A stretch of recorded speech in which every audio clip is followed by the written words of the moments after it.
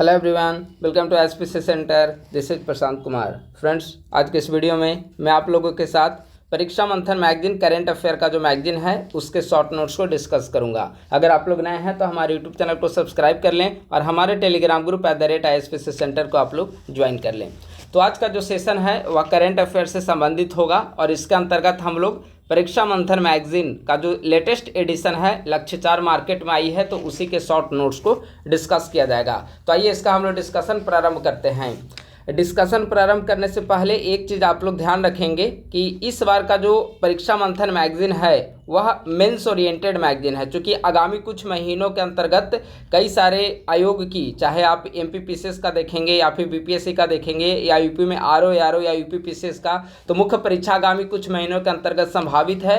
तो यह magazine mains oriented magazine है। तो चूंकि यह video prelims oriented current affair से संबंधित होगा तो मेंस के जितने सेक्शन हैं उसको स्किप किया जाएगा और प्रीलिम्स ओरिएंटेड जो भी करेंट अफेयर के टॉपिक होंगे उसे ही आज के इस वीडियो में डिस्कस किया जाएगा। और एक और बात आप ध्यान रखेंगे, यह जो लक्ष्य 4 सीरीज है परीक्षा मंथन मैगजीन की, इसके अंतर्गत जुलाई से लेकर अक्टूबर तक का करेंट अफेयर दिया हुआ है। ठीक है, अभी नवंबर मंथ चल रहा है तो जुलाई से अक्टूबर तक का करेंट अफेयर दिया हुआ है। तो इसमें से कई सारे ऐसे टॉपिक हो सकता है जो हमने पूर्व में प्रतियोगिता दर्पण में, चाहे आपका जुलाई का हो या फिर अगस्त, सितंबर, अक्टूबर, इन सारे महीनों के प्रतियोगिता दर्पण नोट्स में हमने हो सकता है कि कई सारे कंटेंट को डिस्कस किया हो। तो कई सारे कंटेंट आपको यहाँ पर मैच हो सकते हैं। ठीक है, तो चूंकि अक्टूबर तक का इसमें डिस्कस किया हुआ है और प्रतियोगिता दर्पण मैगजीन का शॉर्ट नोट जो है अक्टूबर तक पहले ही डिस्कस किया जा चुका है, तो कई सारे जो टॉपिक हैं वह आपको ओवरलैप हो सकते हैं। तो आप लोग इससे ध्यान रखेंगे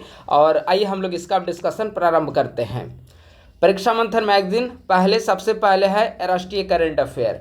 राष्ट्रीय में सबसे, अगर आप देखेंगे कि सबसे जो महत्वपूर्ण इस समय का जो एक बदलाव किया गया है राष्ट्रीय करंट अफेयर में वह है GST, goods and service tax. ठीक है, जीएसटी में देखेंगे तो 22 सितंबर 2025 को भारत के टैक्स सिस्टम में महत्वपूर्ण बदलाव किया गया है। क्या बदलाव किए गए हैं तो आप देखेंगे कि जीएसटी में पहले 4 कर स्लैब होते थे, 5%, 12%, 18% और 28%। ये 4 कर स्लैब होते थे, यानी कि सभी वस्तुओं को कैटेगराइज करके इन 4 जो कर स्लैब थे उस पर लगाया जाता था टैक्स के रूप में।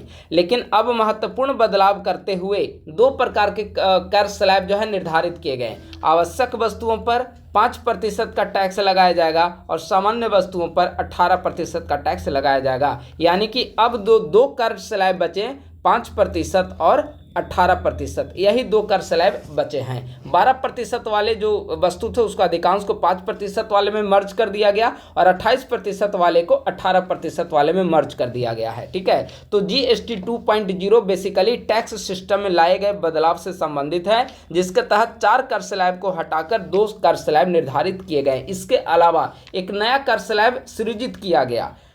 तंबाकू और पान मसाला जैसी विलासिता की वस्तुओं पर 40% की विशेष दर निर्धारित की गई है और 33 जीवन रक्षक दवाओं पर जीएसटी 12% से घटाकर पूरी तरीके से 0 कर दिया गया है, निःशुल्क कर दिया गया है। ठीक है, तो यह जीएसटी कर स्लैब काफ़ी महत्वपूर्ण है। अगर करंट अफेयर में स्टेटमेंट टाइप के सवाल आते हैं, जैसे एईडीओ वगैरह में संभावना जताई जा रही है कि करंट अफेयर के सवाल भी स्टेटमेंट टाइप पे पूछे जा सकते हैं, जैसा कि 71वीं बीपीएससी में पूछा गया है, तो उस टाइप के सवाल आते हैं तो यह काफ़ी महत्वपूर्ण है।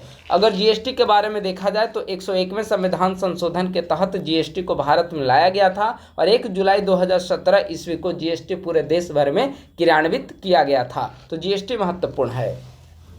अगला है, हाल ही में किस राज्य में कोचराज बोंगरी समुदाय ने अनुसूचित जनजाति की दर्जा की मांग के लिए विरोध प्रदर्शन किया है? तो यह है असम राज्य से संबंधित। यह जो जनजाति है वह पूर्वोत्तर भारत का स्थानीय समुदाय है जो असम के साथ साथ बंगाल, मेघालय, नेपाल, भूटान, बांग्लादेश आदि देशों में पाए जाते हैं, रहते हैं। पूर्ण साक्षर राज्य की घोषणा। पूर्ण साक्षर राज्य की घोषणा देखेंगे। सबसे पहले पूरे देश भर में पूर्ण साक्षर राज्य की घोषणा की गई। पहले नंबर पे मिजोरम, इसके बाद गोवा, इसके बाद त्रिपुरा, इसके बाद हिमाचल प्रदेश। या तो हो गया स्टेट की सूची में, ठीक है। यूनियन टेरिटरी में देखेंगे तो अभी तक सिर्फ लद्दाख को पूर्ण साक्षर राज्य घोषित किया गया है। तो टोटल अभी तक 4 राज्य प्लस 1 यूनियन टेरिटरी यानी कि 5 राज्य या केंद्र शासित प्रदेश हैं जिन्हें भारत में अभी पूर्ण साक्षर राज्य घोषित किया गया है। पूरी तरह सौर ऊर्जा से संचालित देश की पहली विधानसभा कौन है? तो हाल ही में दिल्ली विधानसभा पूरी तरह से सौर ऊर्जा से संचालित देश की पहली विधानसभा बनी है। ऑपरेशन सिंदूर, देखिए यह प्रश्न काफ़ी महत्वपूर्ण है। ऑपरेशन सिंदूर के बारे में आपने बहुत सारी जानकारियां प्राप्त की होगी, कई जगह आपने नोट्स आपने सब चीज़ पढ़ा होगा, लेकिन ऑपरेशन सिंदूर का सबसे छोटा योद्धा किसे घोषित किया गया है? काफ़ी महत्वपूर्ण है। श्रवण सिंह को ऑपरेशन सिंदूर का सबसे छोटा योद्धा घोषित किया गया है। भारत का पहला पूर्णतः डिजिटल साक्षर राज्य किसे घोषित किया गया है? केरल। ये सब आपने, चूंकि 71वीं बीपीएससी का प्रीलिम्स अभी हाल ही में हुआ है, तो इनमें से कई सारे करंट अफेयर से आप लोग परिचित होंगे, चूंकि इसमें जुलाई से अक्टूबर तक का दिया हुआ है और आपने अगस्त तक का, चूंकि 13 सितंबर को पीटी था, तो अगस्त तक का करंट अफेयर आप लोग पूरी तरीके से कंप्लीट किए होंगे 71वीं प्रीलिम्स के लिए। तो कई सारे कंटेंट हैं वो आपको हो सकता है कि सिमिलर प्रतीत हो। भारत का पहला पूर्णतः डिजिटल साक्षर राज्य किसे घोषित किया गया है? केरल को। भारत की पहली एआई संचालित आंगनवाड़ी केंद्र का उद्घाटन कहाँ किया गया? महाराष्ट्र के वर्धामना गांव में, यह नागपुर में स्थित है। स्वयं सहायता समूह सदस्यों को, यह महत्वपूर्ण है, स्वयं सहायता समूह सदस्यों को, सेल्फ हेल्प ग्रुप मेंबर्स को, सदस्यों को पहचान पत्र जारी करने वाला भारत का पहला राज्य कौन बना है? तो तमिलनाडु। भारत का पहला स्मार्ट इंटेलिजेंट विलेज का दर्जा किसे दिया गया है? स्मार्ट इंटेलिजेंट विलेज, भारत का पहला स्मार्ट इंटेलिजेंट विलेज का दर्जा दिया गया है नागपुर का सतनावरी गांव को। भारत ने परमाणु ऊर्जा नीति के तहत भारी जल के उन्नयन हेतु उपकरणों के परीक्षण के उद्देश्य से देश की पहली निजी भारी जल परीक्षण सुविधा का उद्घाटन कहाँ किया? तो महाराष्ट्र के पालघर में। भारत का पहला हिंदी माध्यम एमबीबीएस कॉलेज कहाँ पर शुरू किया जा रहा है? भारत का पहला हिंदी माध्यम एमबीबीएस कॉलेज मध्य प्रदेश जबलपुर में। भारत की पहली खनन पर्यटन परियोजना किस राज्य में प्रारंभ की गई? झारखंड में। सागरमाला कार्यक्रम के तहत लोथल गुजरात में भारत के पहले राष्ट्रीय समुद्री विरासत परिषद का विकास किया जा रहा है। ठीक है, आपसे यह भी सवाल पूछा जा सकता है कि किस परियोजना के तहत लोथल गुजरात में भारत के पहले राष्ट्रीय समुद्री विरासत परिषद का विकास किया जा रहा है? तो सागरमाला परियोजना। आप लोग परियोजना का भी नाम याद रखें और प्लेस का भी नाम याद रखें। देश की पहली विस्टाडोम जंगल सफारी ट्रेन की शुरुआत कहाँ पर की गई है? उत्तर प्रदेश में। किस राज्य ने भारत की पहली क्षेत्रीय भाषा की एआई न्यूज एंकर अंकिता को लॉन्च किया है? तो यह राज्य है असम। अब हम लोग आगे डिस्कस करें उससे पहले करंट अफेयर बैच से संबंधित एक महत्वपूर्ण सूचना आप सभी के लिए है। हमारी टीम आईएसपीसी सेंटर के द्वारा करंट अफेयर से संबंधित एक बैच को प्रारंभ किया गया है, उसका नाम दिया गया है तेजस 2.0। इसके अंतर्गत प्रत्येक महीने की प्रतियोगिता दर्पण मैगजीन जो आती है, मासिक पत्रिका है, प्रतियोगिता दर्पण मैगजीन की short notes handwritten format में इसी टाइप के होते हैं जो यूट्यूब पे डिस्कस किया जाता है, उसका नोट्स पीडीएफ फॉर्मेट पे प्रोवाइड किया जाएगा। बिहार करंट अफेयर, प्रत्येक महीने की बिहार करंट अफेयर का नोट्स, परीक्षा मंथन मैगजीन जो आती है, परीक्षा मंथन मैगजीन की नोट्स, प्लस में पीआईबी, इसका नोट्स प्रोवाइड किया जाता है। और प्लस में जब एग्जामिनेशन होनी होती है, जैसे एईडीओ का एग्जामिनेशन जो है वह जनवरी में एग्जामिनेशन है, तो पूरे जनवरी अगले साल 2026 में, तो जनवरी 2025 से लेकर दिसंबर 2025 तक का पूरे एक साल का न्यूज़पेपर का करंट अफेयर का नोट्स भी प्रोवाइड किया जाएगा इसके अंतर्गत। और यह जो बैच है वह जनवरी 2025 से लेकर अगले साल 72वीं बीपीएससी प्रीलिम्स होने तक के लिए वैलिड रहेगी। इसके अंतर्गत जनवरी 2025 से ही करंट अफेयर प्रोवाइड किया जा रहा है। जैसे आप ज्वाइन करेंगे जनवरी 2025 से अभी तक का प्रतियोगिता दर्पण, बिहार करंट, परीक्षा मंथन, पीआईबी, ये सब सारे ऑटोमेटिक आपको मिल जाएंगे। और 72वीं बीपीएससी प्रीलिम्स यानी कि अगले साल अक्टूबर नवंबर 2026 तक के लिए सारे कंटेंट प्रोवाइड किए जाएंगे। और जैसे ही मान लेते हैं कि 72वीं बीपीएससी प्रीलिम्स अक्टूबर में होगी 2026 में,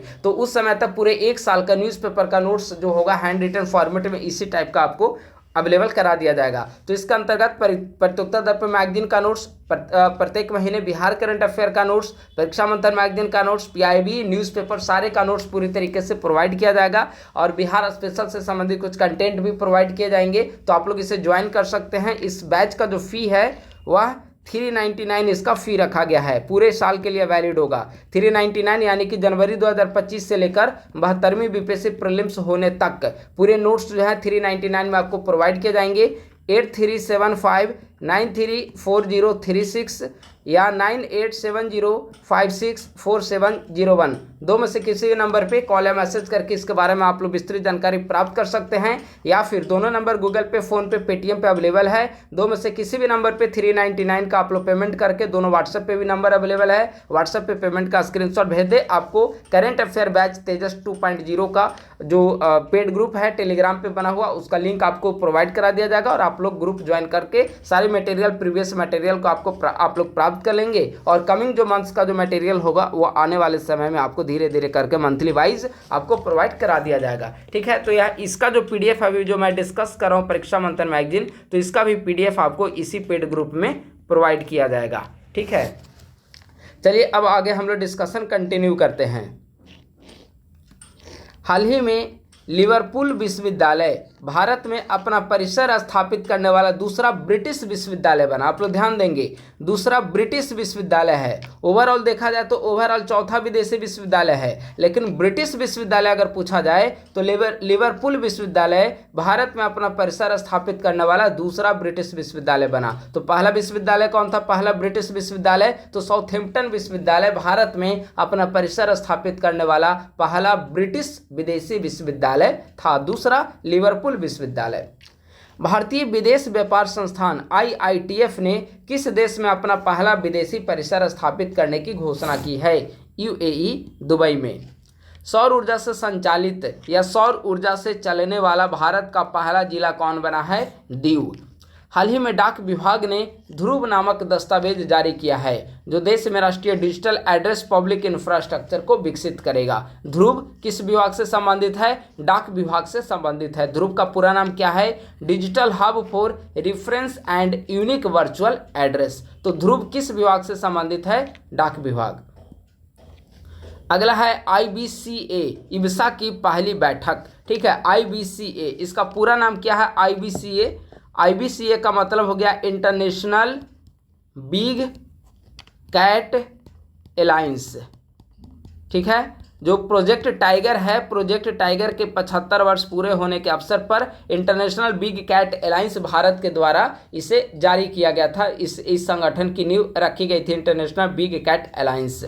हाल ही में इसकी पहली बैठक 16 जून 2025 को नई दिल्ली में संपन्न हुआ और सर्वसम्मति से भारत के पर्यावरण मंत्री भूपेंद्र यादव इसके अध्यक्ष बनाए गए हैं। इसमें 7 तरीके के जीवों को शामिल किया गया है इंटरनेशनल बिग कैट अलायंस के अंतर्गत। तो इसकी हाल ही में पहली बैठक कहाँ पर संपन्न हुई? नई दिल्ली में। और अध्यक्ष किसे चुना गया? भूपेंद्र यादव को। हाल ही में राष्ट्रपति ने किस राज्य में राष्ट्रपति तपोवन एवं राष्ट्रपति निकेतन का उद्घाटन किया है? तो महामहिम राष्ट्रपति के द्वारा उत्तराखंड में राष्ट्रपति तपोवन एवं राष्ट्रपति निकेतन का उद्घाटन किया गया। भारत की पहली QR आधारित डिजिटल हाउस एड्रेस प्रणाली कहां पर शुरू की गई? तो भारत की पहली QR आधारित डिजिटल हाउस एड्रेस प्रणाली की शुरुआत कहां पर की गई? इंदौर में। हाल ही में भारत की पहली UPI संचालित बैंक शाखा का उद्घाटन किस कंपनी के द्वारा किया गया है? तो बेंगलुरु में किया गया है स्लाइस कंपनी के द्वारा। स्लाइस क्या है? तो स्लाइस एक फिनटेक कंपनी है। और सवाल भी यही पूछा गया है कि भारत की पहली UPI संचालित बैंक शाखा का उद्घाटन किस कंपनी के द्वारा किया गया? तो स्लाइस नामक कंपनी के द्वारा किया गया है, जो कि बेंगलुरु में अवस्थित है और स्लाइस एक फिनटेक कंपनी है। देश का पहला राज्य जिसने पशुधन और मुर्गी पालन को औपचारिक रूप से कृषि का दर्जा प्रदान किया है, तो पशुधन और मुर्गी पालन को औपचारिक रूप से कृषि का दर्जा प्रदान करने वाला देश का पहला राज्य बना है महाराष्ट्र। भारत की पहली जनजातीय जीनोम अनुक्रमण परियोजना किस राज्य में प्रारंभ की गई है? तो भारत की पहली जनजातीय जीनोम अनुक्रमण परियोजना की शुरुआत हाल ही में गुजरात में की गई है। सिक्किम के पाक्योंग जिले में स्थित याकटेन गांव को भारत के पहले डिजिटल घुमंतु गांव के रूप में लॉन्च किया गया है। किस देश ने हाल ही में विश्व की पहली पारंपरिक ज्ञान डिजिटल लाइब्रेरी को लॉन्च किया है? तो विश्व की पहली पारंपरिक ज्ञान डिजिटल लाइब्रेरी को हाल ही में भारत ने लॉन्च किया है। यह था आपका करेंट अफेयर नेशनल। अब प्रारंभ होता है international current affair. International current affair में पहला करेंट अफेयर है एपेक समिट 2025। ठीक है, APEC एपेक समिट 2025 एशिया प्रशांत आर्थिक सहयोग। ठीक है, Asia Pacific economic cooperation APEC summit 2025। इसकी स्थापना 1989 में की गई थी। एपेक समिट एपेक संगठन की 1989 में इसकी स्थापना की गई थी और इसका मुख्यालय कहाँ पर है? सिंगापुर में इसका मुख्यालय है। एपेक समिट 2025 की मेजबानी किसके द्वारा की गई? तो दक्षिण कोरिया के द्वारा इसकी मेजबानी की गई। इसका थीम क्या था? बिल्डिंग ए सस्टेनेबल फ्यूचर इसका थीम था। देखिए, यह करंट अफेयर काफ़ी महत्वपूर्ण है। किस देश ने विश्व की पहली AI मंत्री को अपने मंत्रिमंडल में शामिल किया? काफ़ी महत्वपूर्ण है। और आप देखिए कि AI को लेकर किस प्रकार से विभिन्न देशों में डेवलपमेंट हो रहा है। ठीक है, तो विश्व की पहली AI मंत्री को अपने मंत्रिमंडल में किसने शामिल किया है? अल्बानिया ने। या जो पहली AI मंत्री बनाया गया उसका नाम क्या है? दियाला इसका नाम दिया गया है। और अल्बानिया में विश्व की पहली AI मंत्री को मंत्रिमंडल में शामिल किया गया है। दियाला इसका नाम दिया गया है। हाल ही में किस देश ने शरिया कानून के तहत शतरंज खेलने पर रोक की घोषणा की है? तो अफगानिस्तान में। आप सभी जानते हैं कि अफगानिस्तान में वहां पर तालिबान का शासन है, जो कि एक चरमपंथी संगठन माना जाता है। और इसी के अनुसार जो चरमपंथी संगठन है, चूँकि तालिबान का वहाँ पर शासन है, तो सारे शासन व्यवस्था जो है शरिया कानून के तहत ही वहाँ पर संचालित किए जाते हैं। महिलाओं को घर से बाहर ज़्यादा नहीं निकलने देना है। उनको शतरंज खेलने पर, वहाँ के लोगों को शतरंज खेलने पर पाबंदी लगा दी गई है। तो इसकी घोषणा अफगानिस्तान में की गई है। विश्व का पहला देश जिसने क्रिप्टो आधारित पर्यटन भुगतान प्रणाली प्रारंभ की है। तो क्रिप्टो आधारित पर्यटन भुगतान प्रणाली प्रारंभ करने वाला विश्व का पहला देश बना है भूटान। भारत EFTA मुक्त व्यापार समझौता हाल ही में 1 अक्टूबर 2025 से लागू है। काफ़ी महत्वपूर्ण है। ठीक है, मुक्त व्यापार समझौता EFTA। ठीक है, तो EFTA मुक्त व्यापार समझौता 1 अक्टूबर 2025 से लागू हुआ है। इसे किया गया था पिछले साल, लेकिन लागू हुआ है 1 अक्टूबर 2025 से। अगर EFTA देखेंगे, सवाल आ रहा होगा मन में कि आखिर EFTA है क्या? तो EFTA 4 देशों का एक संगठन है, जिसमें आइसलैंड, स्विट्जरलैंड, नॉर्वे और लिंचेस्टीन ये चारों देश शामिल हैं। और ये चारों देशों ने मिलकर इफ्टा नामक एक ऑर्गेनाइजेशन 1960 ईस्वी में स्टॉकहोम संधि के तहत स्थापित किया। और हाल ही में भारत ने इन्हीं 4 देशों के संगठन इफ्टा के साथ मुक्त व्यापार समझौता किया है, जिसे 1 अक्टूबर 2025 ईस्वी से लागू किया गया। आगामी 10 सालों के अंदर अंदर $100 अरब का व्यापार करने का लक्ष्य रखा गया है इस भारत इफ्टा फ्री ट्रेड एग्रीमेंट के तहत। अगला है 25वां SCO समिट 2025। देखिए, एक चीज़ आप लोग याद रखेंगे, कैमस सम्मेलन हो रहा है, इसे भी आप लोग याद रखें। ठीक है, तो 25वां SCO सम्मेलन 2025 में कहाँ पर? चीन के तियानजिन में। और भारत का नेतृत्व किसने किया? तो भारतीय प्रधानमंत्री नरेंद्र मोदी इसमें शामिल हुए। थीम क्या था? संघाई भावना को कायम रखना, SCO की गतिशीलता। 25वें SCO समिट 2025 का थीम था। अगले साल जो SCO समिट होगा वह 2026 का किर्गिस्तान में संपन्न होगा। चीन ने 2025 को SCO सतत विकास वर्ष घोषित किया है। तो 25वां SCO सम्मेलन 2025 तियानजिन चीन में संपन्न हुआ। इसका थीम था संघाई भावना को कायम रखना, SCO की गतिशीलता। और चीन ने 2025 को SCO सतत विकास वर्ष के रूप में घोषित किया है। अगला है वैश्विक AI शहर सूचकांक 2025। वैश्विक AI शहर सूचकांक 2025 किसके द्वारा जारी किया जाता है? काउंटर पॉइंट रिसर्च फर्मा के द्वारा। और पूरे विश्व में वैश्विक AI शहर सूचकांक 2025 में पहले नंबर पे पूरे विश्व में सिंगापुर है। और अगर भारत में पहले स्थान पर देखा जाए तो बेंगलुरु भारत में पहले स्थान पर है। हाल ही में भारत को संयुक्त राष्ट्र की आर्थिक एवं सामाजिक परिषद में वर्ष 2026 से 28 की अवधि के लिए चुना गया है। तो इसे आप लोग याद रखेंगे। और आर्थिक एवं सामाजिक परिषद में वर्तमान समय में सदस्यों की संख्या कितनी है? 54। हाल ही में भारत ने 2025-26 कार्यकाल के लिए एशिया उत्पादकता संगठन की औपचारिक अध्यक्षता ग्रहण की है। यह अध्यक्षता इंडोनेशिया की राजधानी जकार्ता में इसकी 67वीं शासी निकाय की बैठक के दौरान प्रदान की गई है। ठीक है, तो एशियाई उत्पादकता संगठन APO इसकी औपचारिक अध्यक्षता भारत ने ग्रहण किया है वित्त वर्ष 25-26 के लिए। 8वां ISA समिट, ISA का मतलब होता है इंटरनेशनल सोलर अलायंस। 8वां ISA समिट 27 से 30 अक्टूबर 2025 के बीच में नई दिल्ली में संपन्न हुआ और इसका मुख्यालय कहाँ पर है? गुरुग्राम में। चेन्नई में वर्ष 2027 में 5वें तटरक्षक वैश्विक शिखर सम्मेलन की मेजबानी की जाएगी। ठीक है, तो 5वें तटरक्षक वैश्विक शिखर सम्मेलन की मेजबानी कहाँ पर की जाएगी? चेन्नई में। कब की जाएगी? 2027 में। विश्व बैंक भूमि सम्मेलन 2025। ठीक है, विश्व बैंक भूमि सम्मेलन 2025 इसका नेतृत्व वाशिंगटन DC के द्वारा किया गया 5 से 8 मई 2025 ईस्वी के बीच में। अंतर्राष्ट्रीय धार्मिक स्वतंत्रता शिखर सम्मेलन 2025 इसका कहाँ पर इसका आयोजन हुआ है? तो केन्या नैरोबी में। हाल ही में DFCC बैंक ने NSE इंटरनेशनल एक्सचेंज पर अपने ग्रीन बॉन्ड को सूचीबद्ध किया है। ऐसा करने वाला यह पहला विदेशी कॉरपोरेट जारीकर्ता बन गया है DFCC बैंक। सांख्यिकी और कार्यक्रम कार्यान्वयन मंत्रालय ने घोषणा की है कि सरकार सकल घरेलू उत्पाद के आधार वर्ष को 2011-12 से संशोधित कर 22-23 करेगी। सरकार ने ऐसा घोषणा की है और इससे संबंधित आंकड़े 27 फरवरी 2026 ईस्वी को जारी किया जाएगा। इसके साथ ही सरकार के द्वारा औद्योगिक उत्पादन सूचकांक IIP का आधार वर्ष भी 2022-23 किए जाने की घोषणा सरकार के द्वारा की गई है। जबकि उपभोक्ता मूल्य सूचकांक देखा जाए तो CPI कंज्यूमर प्राइस इंडेक्स, तो इसका आधार वर्ष 2023-24 करने की घोषणा की गई है। अब आइए कुछ योजना और मिशन से संबंधित। पहला है दलहन आत्मनिर्भरता मिशन। आज का सीरीज थोड़ा छोटा सीरीज होगा क्योंकि हमने पहले ही बता दिया कि इसमें अधिकांश जो कंटेंट है मेंस ओरिएंटेड मैगजीन है, तो इसमें अधिकांश कंटेंट मेंस का प्रश्न आंसर फॉर्मेट में दिया गया है। और दूसरा, कई सारी इसमें ऐसी चीज़ें हैं जो हमने पूर्व में प्रत्युत्तर दर्पण मैगजीन में डिस्कस कर दिया है, तो उसको अधिकांश को स्किप कर दिया गया। हालांकि कई सारे अभी भी आपको ऊपर में दिखे होंगे राष्ट्रीय अंतर्राष्ट्रीय में कि कई सारे वही सब कंटेंट है, लेकिन पूर्व में उसे अधिकांश को डिस्कस किया गया है, इसीलिए आज का सीरीज थोड़ा संक्षिप्त होगा।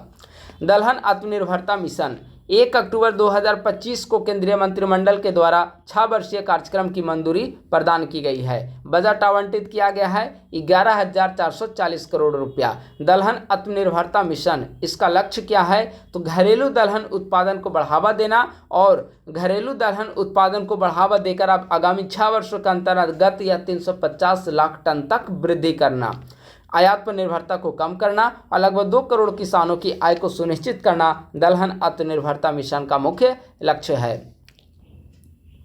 पाकल दुल परियोजना। पाकल दुल परियोजना जम्मू कश्मीर के किश्तवाड़ से संबंधित है। इसकी क्षमता है 1000 मेगावाट।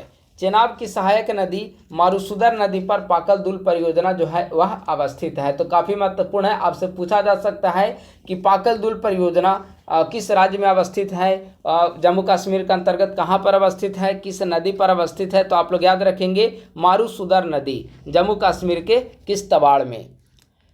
हाल ही में पृथ्वी विज्ञान एवं हिमालय अध्ययन केंद्र ने अरुणाचल प्रदेश के पश्चिम कामेंग जिले के दिरांग क्षेत्र में पूर्वोत्तर भारत के पहले जियोथर्मल प्रोडक्शन वेल की सफल ड्रिलिंग की है। काफ़ी महत्वपूर्ण, याद रखेंगे। पूर्वोत्तर भारत के पहले जियोथर्मल प्रोडक्शन वेल की सफल ड्रिलिंग कहाँ पर की गई? अरुणाचल प्रदेश के दिरांग क्षेत्र में।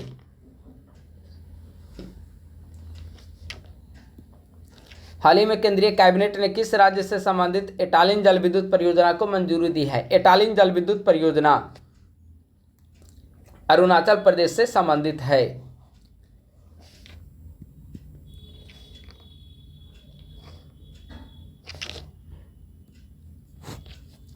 केंद्रीय जलमार्ग मंत्री सर्बानंद सोनोवाल ने समुद्री क्षेत्र में महिलाओं के लिए अंतर्राष्ट्रीय दिवस, जो कि 18 मई को मनाया जाता है, के अवसर पर सागर में सम्मान पहल का अनावरण किया। ठीक है, तो सागर में सम्मान पहल, इसका उद्देश्य क्या है? समुद्री क्षेत्र में महिलाओं की भागीदारी को बढ़ाना।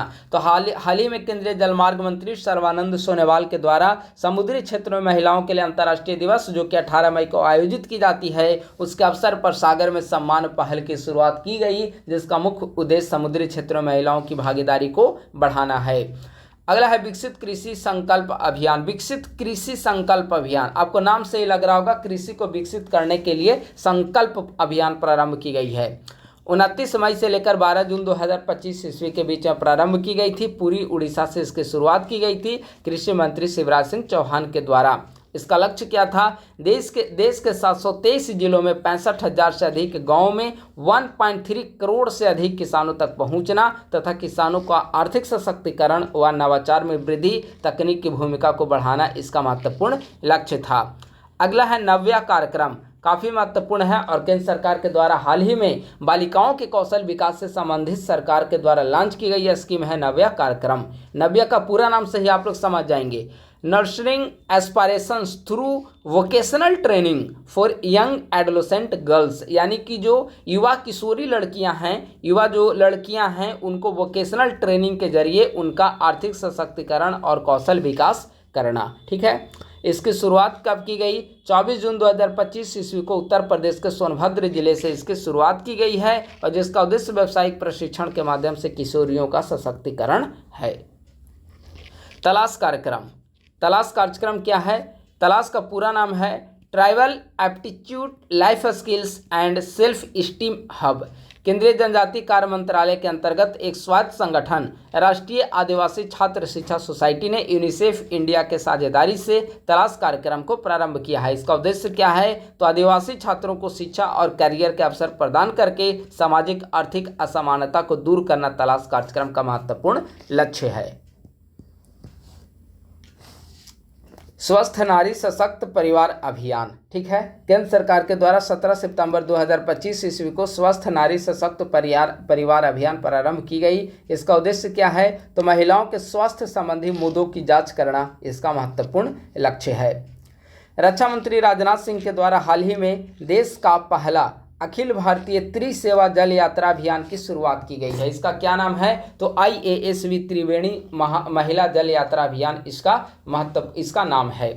ज्योति योजना, ज्योति किस राज्य से संबंधित है? ज्योति योजना तो केरल सरकार के केरल राज्य से संबंधित है। इसके तहत ज्योति योजना के तहत केरल सरकार के द्वारा प्रवासी बच्चों के शैक्षणिक संस्थानों में नामांकित प्रवासी जो बच्चे हैं उसको शैक्षिक संस्थानों में नामांकन किए जाने से संबंधित केरल सरकार के द्वारा स्कीम लॉन्च की गई है, ज्योति स्कीम।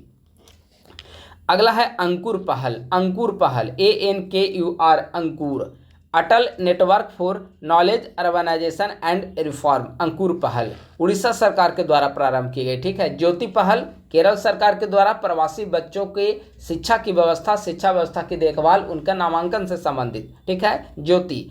अंकुर जो है वह उड़ीसा सरकार के द्वारा प्रारंभ की गई है। अंकुर पहल राज्य में समावेशी, सतत और नवाचार आधारित शहरी विकास को बढ़ावा देने के लिए। ठीक है, Atal network for knowledge urbanisation and reform Ankur का पूरा नाम है। अपना घर विश्राम सुविधा योजना, अपना घर विश्राम योजना, अपना घर, ठीक है, यह बेसिकली पेट्रोलियम और प्राकृतिक गैस मंत्रालय के द्वारा प्रारंभ किया गया है और जो ट्रक चालक हैं उनसे संबंधित काफ़ी महत्वपूर्ण स्कीम है। ठीक है, इसके अंतर्गत क्या किया जाता है? तो राजमार्गों पर ट्रक चालकों के लिए कई जगह आप देखेंगे कि विश्राम स्थल बनाया गया है। अपना घर स्कीम के तहत केंद्रीय पेट्रोलियम एवं प्राकृतिक गैस मंत्री के द्वारा यह योजना लॉन्च की गई है। मेरिट योजना, ठीक है, मेरिट पूरा नाम क्या है? Multi disciplinary education and research improvement in technical education. इसका उद्देश्य क्या है? तो भारत में अनुसंधान, नवाचार और रोजगार कौशल को बढ़ावा देना। 275 तकनीकी संस्थानों के लिए 4200 करोड़ रुपए की योजना की मंजूरी दी गई है इस मेरिट योजना के तहत और 2025-26 से लेकर 29-30 के बीच में टोटल 275 तकनीकी संस्थानों का इसके अंतर्गत तकनीकी संस्थानों को डेवलप किया जाएगा और भारत में अनुसंधान, नवाचार और स्किल डेवलपमेंट की दिशा में वर्क किया जाएगा।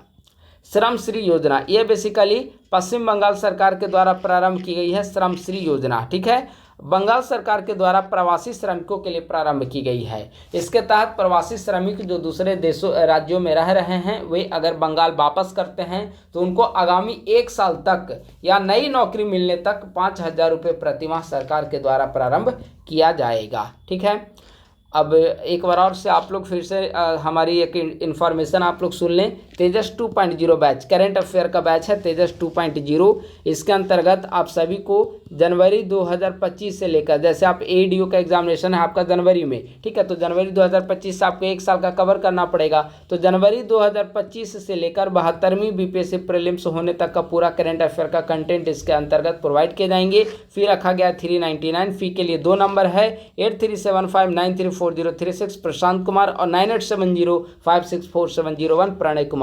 दोनों नंबर गूगल पे, फोन पे, पेटीएम हर जगह अवेलेबल है। पेमेंट करके दोनों नंबर व्हाट्सएप पे भी है, व्हाट्सएप पे पेमेंट का स्क्रीनशॉट भेज दें, आपको पेड ग्रुप का लिंक दे दिया जाएगा। ठीक है, इसके अंतर्गत हम लोग प्रत्येक महीने की प्रतियोगिता दर पर मैगजीन का शॉर्ट नोट्स प्रोवाइड कराएंगे जनवरी 2025 से अगले साल तक, यानी लगभग 2 साल का मिलेगा। ठीक है, प्रत्येक महीने की बिहार करंट अफेयर प्रोवाइड की जाएगी। परीक्षा मंत्र मैगजीन का शॉर्ट नोट दिया जाएगा। इकोनॉमिक सर्वे, बजट वो तो करंट में ही आ जाएगा आपका। PIB वीकली अपडेट दिए जाते हैं। ठीक है, इसके अलावा न्यूज़पेपर का नोट्स भी इसके अंतर्गत प्रोवाइड किया जाएगा। और आगामी जो भी बिहार एसआई का एग्जामिनेशन हो या AEDO का एग्जामिनेशन हो या BSSC CGL का एग्जामिनेशन हो या 72वीं BPSC प्रीलिम्स का एग्जामिनेशन हो, सारे का करंट अफेयर का नोट्स इसी के अंतर्गत आपको प्रोवाइड किया जाएगा। तो फी रखा गया 399। इसका PDF भी वहीं पे आपको प्रोवाइड किया जाएगा। ये दोनों नंबर व्हाट्सएप पे भी है, आप कॉल करके भी आप लोग विस्तृत जानकारी यहाँ से प्राप्त कर सकते हैं इस पेड बैच के बारे में। ठीक है, अब आइए विविध।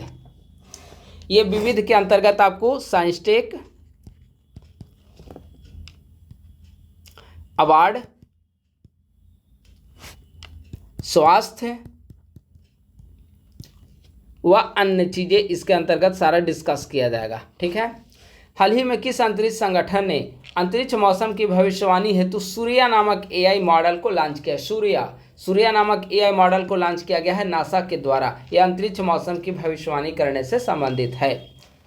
हाल ही में 12 लैटिन अमेरिकी देशों ने मिलकर लैटिन अमेरिका का पहला बड़ा ओपन सोर्स और क्षेत्रीय सांस्कृतिक व भाषाई पहचान पर आधारित AI मॉडल को लॉन्च किया है। इसका क्या नाम दिया गया है? लाटम GPT। किस राज्य ने अपनी सीमा पर ड्रोन निगरानी के लिए बाज अख नामक एंटी ड्रोन सिस्टम को लॉन्च किया है? पंजाब ने, क्योंकि पंजाब जो है काफ़ी संवेदनशील उसका बॉर्डर है, पाकिस्तान के साथ सीमा साझा होता है। और अक्सर आप देखेंगे कि ड्रोन के जरिए हथियार को सप्लाई किया जा रहा है पाकिस्तान के द्वारा भारत में, या फिर मादक पदार्थ वहाँ पर सप्लाई किया जा रहा है। तो इसीलिए सरकार के द्वारा ड्रोन को निगरानी करने के लिए, उसको काउंटर करने के लिए एंटी ड्रोन सिस्टम को लॉन्च किया गया है। और ऐसा करने वाला पंजाब जो है वह पहला राज्य बना है। चूंकि बॉर्डर राज्य है तो स्वाभाविक सी बात है कि उनके जो बॉर्डर स्टेट होते हैं उनकी अलग समस्याएं होती है। ठीक है, तो बाज अख नाम दिया गया है, एंटी ड्रोन सिस्टम पंजाब के द्वारा लॉन्च किया गया है। हाल ही में हैदराबाद स्थित किस स्टार्टअप को भारत की पहली निजी अंतरिक्ष आधारित इंटरनेट सेवा शुरू करने की इन स्पेस से अनुमति प्रदान की गई है? भारत की पहली निजी अंतरिक्ष आधारित इंटरनेट सेवा अनंत टेक के द्वारा। ठीक है, 2028 ईस्वी तक प्रारंभ। अगला है इसरो का होप मिशन। क्या है इसरो का होप मिशन? तो 1 अगस्त 2025 को लद्दाख में 14,000 फीट की ऊंचाई पर 10 दिवसीय हाई एल्टीट्यूड आइसोलेटेड मिशन की शुरुआत की गई है और उसे ही नाम दिया गया है होप मिशन। इसका लक्ष्य क्या है, उद्देश्य क्या है? तो चंद्रमा और मंगल जैसी चरम परिस्थितियों में मानव जीवन और कार्यप्रणाली का अनुकरण करना। वेनेरा डी मिशन रसिया ने अपने नए राष्ट्रीय अंतरिक्ष कार्यक्रम के तहत 2034 से 36 के बीच में शुक्र ग्रह हेतु वेनेरा डी मिशन को लॉन्च किया। किसके द्वारा? रसिया के द्वारा। देश का पहला दंत केंद्रीय ऊतक बैंक, इसकी शुरुआत कहाँ पर की गई है? तो दिल्ली में। विश्व का पहला टाइफाइड का मिश्रित टीका किस देश ने तैयार किया? भारत ने। ठीक है, विश्व का पहला टाइफाइड का मिश्रित टीका किसके द्वारा लॉन्च किया गया? भारत के द्वारा। बेसिकली भारत में बंगाल स्थित राष्ट्रीय जीवाणु संक्रमण अनुसंधान संस्थान के वैज्ञानिकों के द्वारा इसे विकसित किया गया है। अगला है भारत ने मलेरिया के खिलाफ अपनी पहली स्वदेशी वैक्सीन विकसित की है। इसका क्या नाम दिया गया है? एडफाल्सीवैक्स। भारतीय नौसेना ने विशाखापत्तनम स्थित नौसेना डॉकयार्ड में दूसरा परमाणु पनडुब्बी रोधी युद्धक पोत INS एंड्रोथ को शामिल किया गया है। पहला पोत का क्या नाम है? INS अर्नाला, और दूसरा पोत का क्या नाम दिया गया है? INS एंड्रोथ। हाल ही में किस देश ने फतह 4 नामक स्वदेशी लंबी दूरी की क्रूज मिसाइल का सफल परीक्षण किया है? तो पाकिस्तान के द्वारा फतह 4 मिसाइल क्रूज मिसाइल है, उसका सफल परीक्षण किया गया है। CISF ने हाल ही में लैंगिक समानता और महिला सशक्तिकरण को बढ़ावा देने की दिशा में महत्वपूर्ण कदम उठाते हुए अपनी पहली पूर्ण महिला कमांडो इकाई की शुरुआत की है। तो किसके द्वारा की गई है? CISF के द्वारा। तमिलनाडु में स्थित भारत के पहले डुगोंग संरक्षण रिजर्व को IUCN ने औपचारिक रूप से मान्यता प्रदान की है। ठीक है, भारत के पहले डुगोंग संरक्षण रिजर्व तमिलनाडु में स्थित है, IUCN ने औपचारिक रूप से उसे मान्यता प्रदान की है। हाल ही में हिमाचल प्रदेश का cold desert biosphere reserve UNESCO की world network of biosphere reserve की सूची में शामिल हुआ है। हिमाचल प्रदेश का cold desert biosphere reserve UNESCO की world network of biosphere reserve की सूची में शामिल किया गया है। यह भारत का पहला उच्च ऊंचाई वाला शीत मरुस्थलीय बायोस्फीयर रिजर्व है। हिमाचल प्रदेश सरकार ने तसाराप चू क्षेत्र को संरक्षण रिजर्व अधिसूचित किया है, जो कि भारत का सबसे बड़ा संरक्षण क्षेत्र है, तसाराप चू क्षेत्र। तेलंगाना सरकार ने वन्य जीव संरक्षण अधिनियम के तहत कवाल टाइगर रिजर्व, जो कि तेलंगाना में स्थित है, कवाल टाइगर रिजर्व और तडोवा अंधारी टाइगर रिजर्व महाराष्ट्र में स्थित है, को जोड़ने वाले क्षेत्र को कुमराम भीम संरक्षण रिजर्व घोषित किया। तो इसे आप लोग याद रखेंगे। अगला है जयपुर के निकट अरावली पहाड़ियों के चट्टानी और अर्धशुष्क परिदृश्य में पोर्टुलाका भारत नामक एक नई फूलदार पौधे की प्रजाति की खोज की गई है। पोर्टुलोका वंश से संबंधित ये पौधे अपनी कठोरता, जल संरक्षण ऊतकों एवं चरम पर्यावरणीय अनुकूलन क्षमता के लिए जाना जाता है। ठीक है, तो जयपुर के निकट अरावली पहाड़ियों के चट्टानी एवं अर्धशुष्क परिदृश्य में पोर्टुलाका भारत नामक नई फूलदार पौधे की प्रजाति की खोज की गई है। केरल का आरालम वन्यजीव अभयारण्य भारत का पहला तितली अभयारण्य घोषित किया गया है। ठीक है, भारत का पहला तितली अभयारण्य किसे घोषित किया गया? केरल का आरालम वन्यजीव अभयारण्य।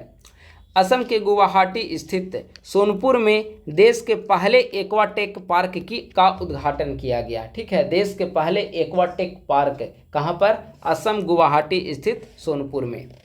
हाल ही में प्रधानमंत्री ने 19,650 करोड़ की लागत से निर्मित भारत की सबसे बड़ी ग्रीनफील्ड हवाई अड्डा परियोजना नवी मुंबई अंतर्राष्ट्रीय हवाई अड्डे का उद्घाटन भारतीय प्रधानमंत्री ने हाल ही में किया है।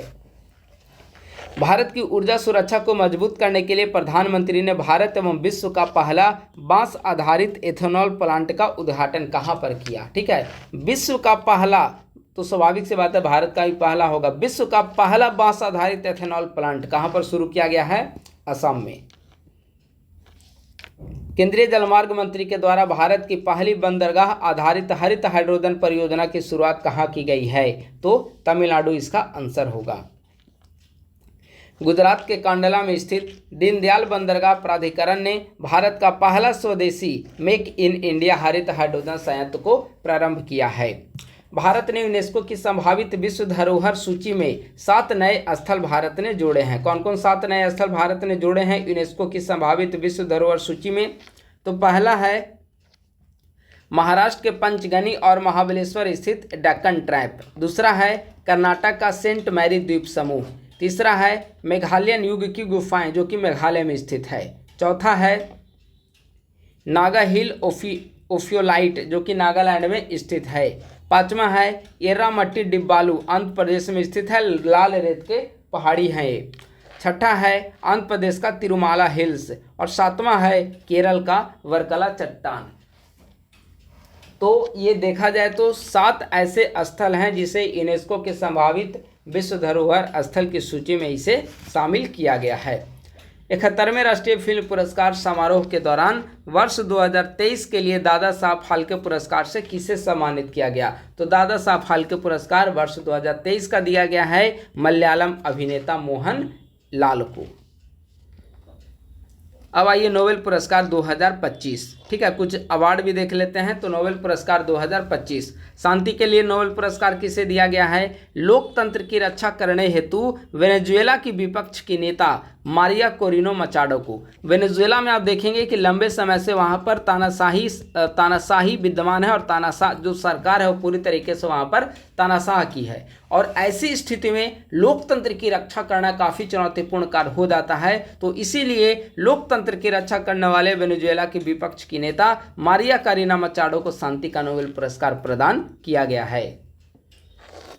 अर्थशास्त्र का नोबेल पुरस्कार Joel Mokyr, Philippe Aghion, Peter Howitt, इन तीनों को दिया गया है इनोवेशन से होने वाले आर्थिक विकास पर रिसर्च के लिए। साहित्य का नोबेल पुरस्कार हंगरी के लेखक लास्लो क्रास्नोहरकोई को साहित्य का नोबेल पुरस्कार 2025 प्रदान किया गया है। अगला है भौतिकी का नोबेल पुरस्कार। भौतिकी का नोबेल पुरस्कार आप देखेंगे तो 3 स्कॉलर को दिए गए हैं, 3 साइंटिस्ट को दिया गया है, John Clarke, John M Martinis, Michael H Devoret. Digital प्रौद्योगिकी को आगे बढ़ाने वाली क्वांटम टनलिंग पर शोध के लिए भौतिकी का नोबेल पुरस्कार प्रदान किया गया है। रसायन का नोबेल पुरस्कार Susumu Kitagawa Japan, Richard Robson Australia, USA Omar M Yaghi. ठीक है, धातु कार्बनिक ढांचे के विकास में योगदान के लिए। चिकित्सा का नोबेल पुरस्कार किसे दिया गया है तो मैरी ई ब्रूनको और फ्रेड राम्सडेल जो कि यूएसए से संबंधित है, और सिमोन सकागुची जो कि जापान से संबंधित है। इन तीनों को दिया गया है चिकित्सा का नोबेल पुरस्कार पेरिफेरल इम्यून टॉलरेंस से जुड़ी शोध के लिए। तो वह था नोबेल पुरस्कार। ठीक है, अब आइए रेमन मैग्सेसे पुरस्कार। तो रेमन मैग्सेसे पुरस्कार में एक काफ़ी महत्वपूर्ण इस बार देखने को मिला है। भारत की एक एनजीओ है एजुकेट गर्ल्स। ठीक है, यह पुरस्कार जीतने वाली भारत की पहली एनजीओ बनी है। तो रेमन मैग्सेसे पुरस्कार 3 लोगों को दिया गया, इनमें से एक एनजीओ है एजुकेट गर्ल्स जो कि भारत की है, और यह पुरस्कार जीतने वाली पहली भारतीय एनजीओ बनी। दूसरा अवार्ड दिया गया है मालदीव की शाहीना अली को, और तीसरा अवार्ड दिया गया है फिलीपींस की फ्लावियाना एंटोनियो एल विलानुएवा को। तो रेमन मैग्सेसे पुरस्कार इसे बेसिकली एशिया का नोबेल पुरस्कार कहा जाता है, एशिया का नोबेल पुरस्कार।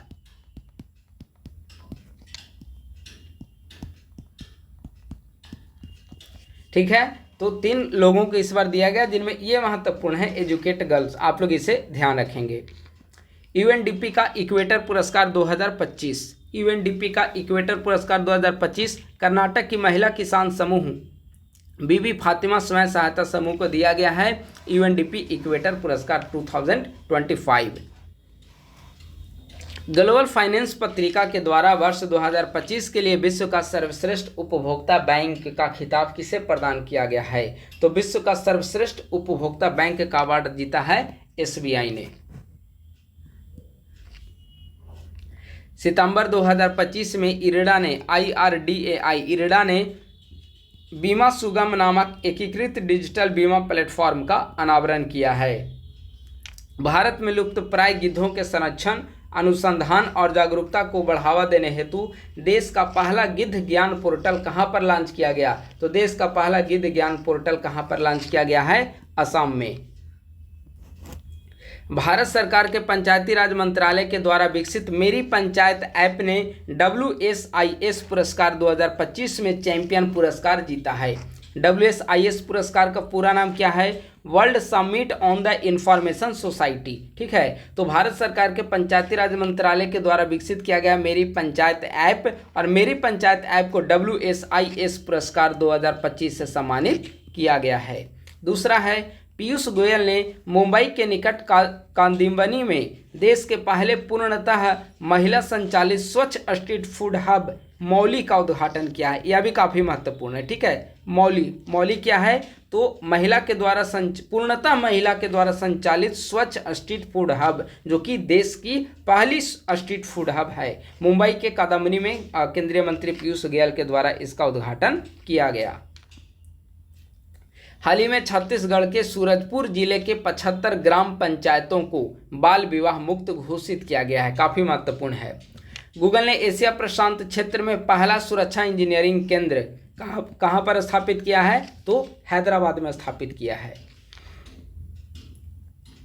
तो इस प्रकार से आज का जो वीडियो है सेशन है वह समाप्त होता है, और इसमें हमने परीक्षा मंथन मैगजीन का लक्ष्य 4 हमने पूरी तरीके से डिस्कस किया है।